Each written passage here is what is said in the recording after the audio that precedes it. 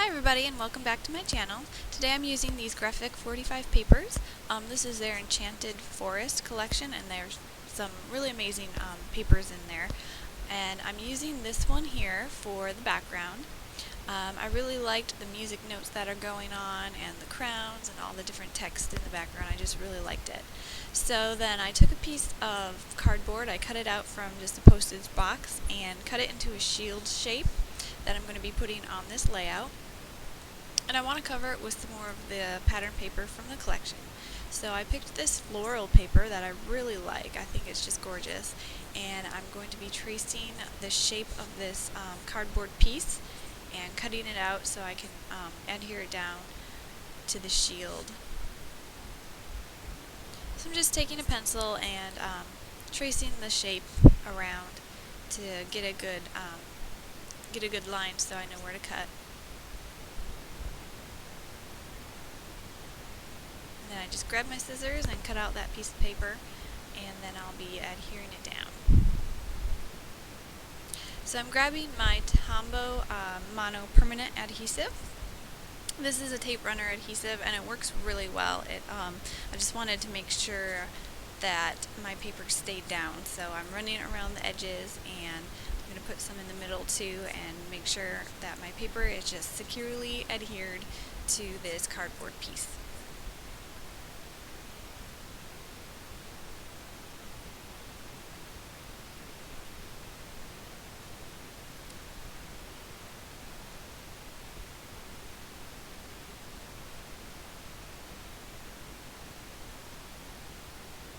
So now I have the paper all adhered down to my shield,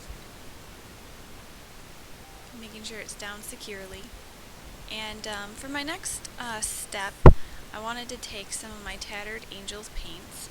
I'm shaking up my Java glaze right now. I really like playing with the glazes because they add some really amazing color, and also when you hit it with a heat tool and leave the heat on there so it gets really hot, it actually bubbles up and leaves some texture too. So I thought it would be fun to add some texture to this. I'm taking a paintbrush and just running it along the edges.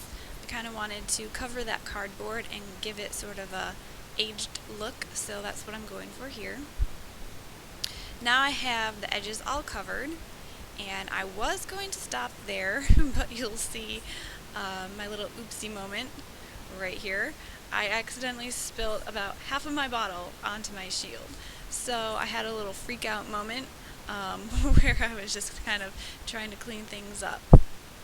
But after I sort of wiped it off my shield and everything, I thought, well, I'll just go with the more distressed look. So I actually went ahead and I added more on top of my shield, and see, I'm kind of rubbing it around there.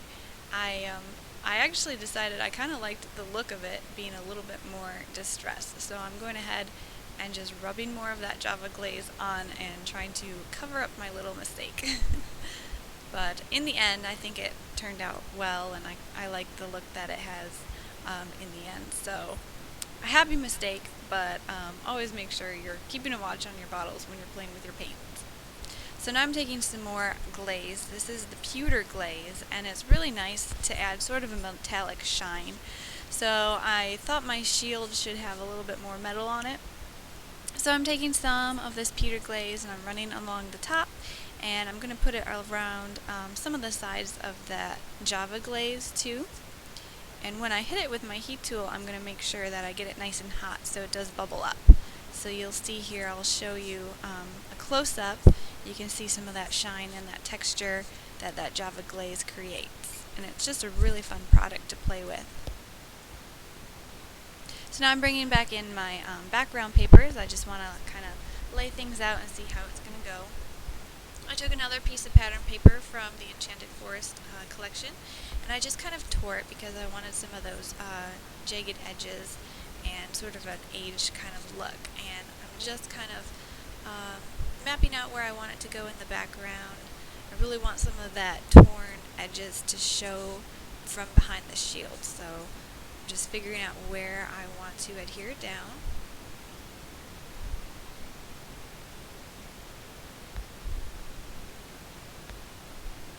So then after I get that figured out, I'm going to go ahead with my Tombow permanent adhesive again and just get that little piece of paper placed just right.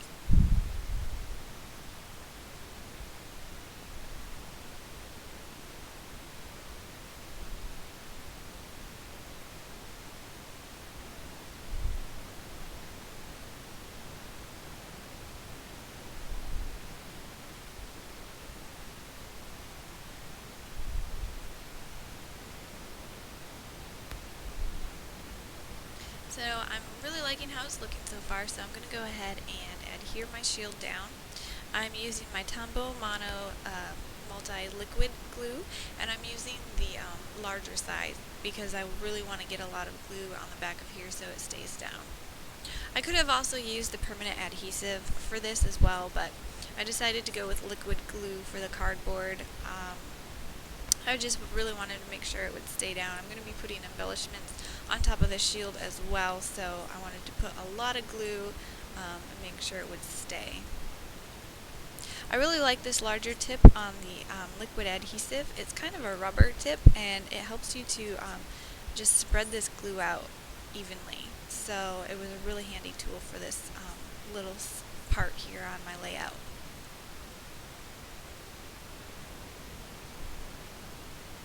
So I'm just trying to make sure I got my shield placed where I want it to go.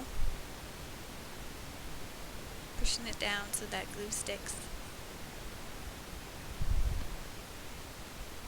And now I'm going to go and start working on my embellishments.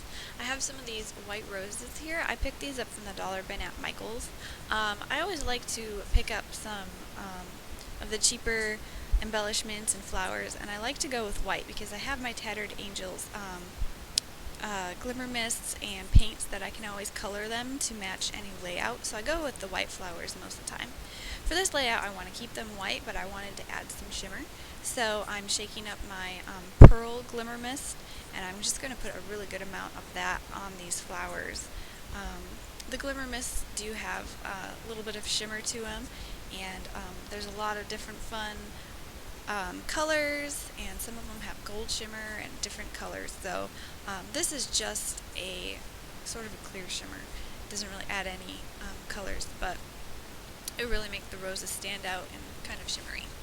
So I'm placing them on my shield, and I took this little chipboard piece from the Enchanted Gardens collection as well. It says "Once Upon a Time," and I really liked that little saying there. So I'm going to use that for the layout.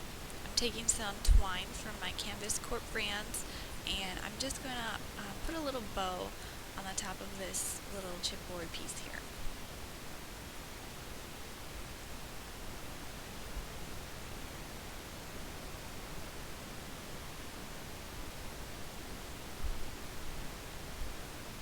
I'm just kind of fiddling around with this twine to make it the bow set right, get it the right size.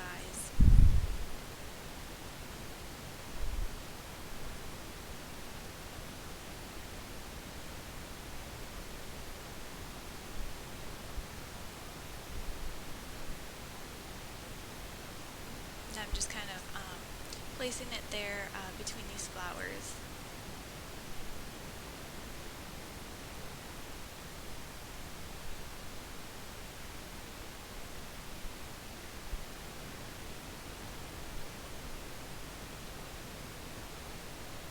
Now I have this metal key. I found this in the dollar bin at Michael's as well. I really wanted to add more metal elements to my shield here, so I put the key on there, and I'm taking some of these metal gears. I found these on Amazon, and the brand is Lolly Beads, and I've used these gears on other layouts and cards and different things, and they're just really fun to use if you want a little bit of metal elements to your projects. They go great with the steampunk style too, so they're really fun to play with.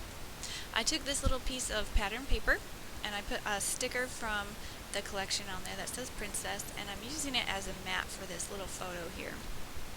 I really like this photo. It's so cute.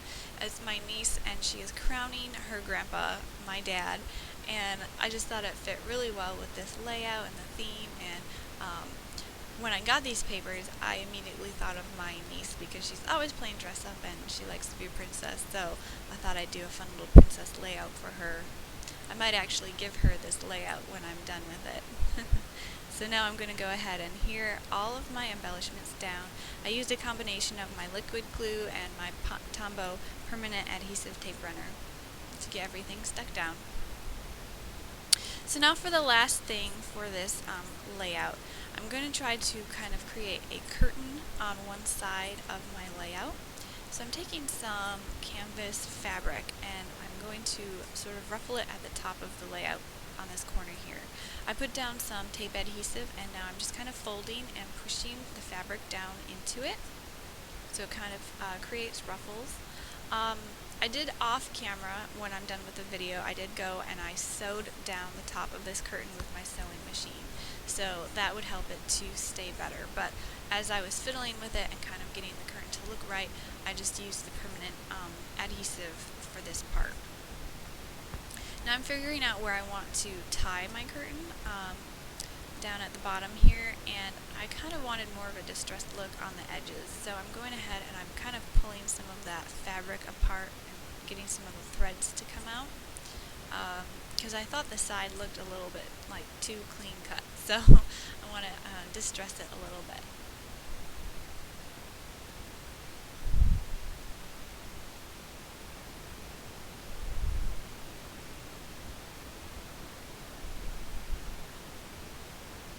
So now I'm figuring out where I want to do my tie on the curtain, and I think this spot right here is where I decided to tie it back.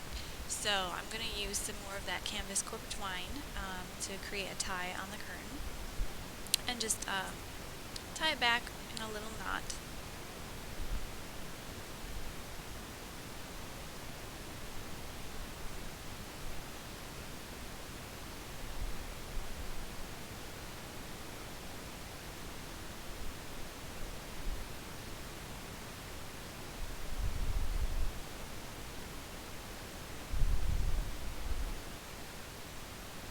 So then after I fiddled with it a little bit and kind of got it to look how I wanted it to look, then I'm actually going to grab my Tombow tape runner again and put a little bit behind the curtain on the side here just to kind of hold it in place. And it'll also help hold it in place when I run it through my sewing machine.